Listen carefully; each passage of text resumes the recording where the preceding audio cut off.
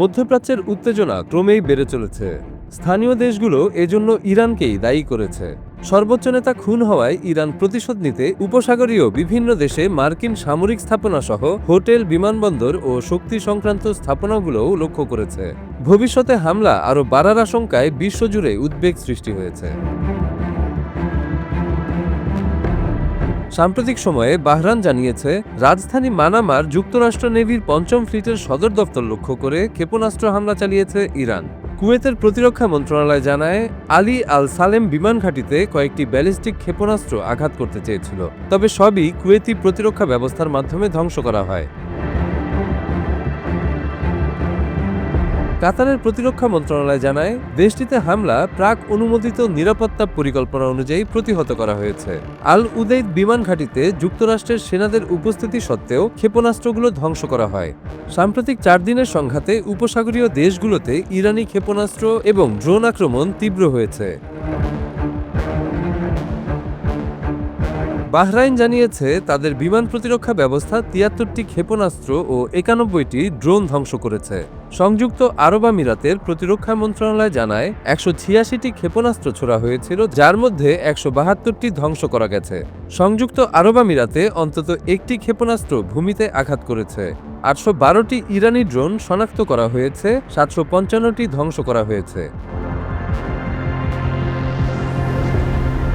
কাতারের প্রতিরক্ষা মন্ত্রণালয় জানিয়েছে, ৩টি ক্রুজ ক্ষেপণাস্ত্র ধ্বংস করা হয়। ১০১টি ব্যালিস্টিক ক্ষেপণাস্ত্রের মধ্যে ৯৮টি ধ্বংস হয়েছে। ৩৯টি ড্রোনের মধ্যে ২৪টি ধ্বংস করা গেছে। সোমবার কাতারের বিমান বাহিনী ২টি ইরানি SU-24 যুদ্ধবিমান ধ্বংস করেছে। সৌদি আরবের রাজধানী রিয়াদে মার্কিন দূতাবাসে মঙ্গলবার আগুন লেগেছে। ২টি ড্রোন আঘাত হানায় সামান্য ক্ষয়ক্ষতি হয়েছে। রিয়াদে বিদেশি মিশনবহুল এলাকায় কালো ধোঁয়া দেখা গেছে। কুয়েতের পররাষ্ট্র মন্ত্রণালয় বলেছে, বিশ্বাসঘাতক ইরানি হামলা মার্কিন দূতাবাসকে লক্ষ্য করেছে।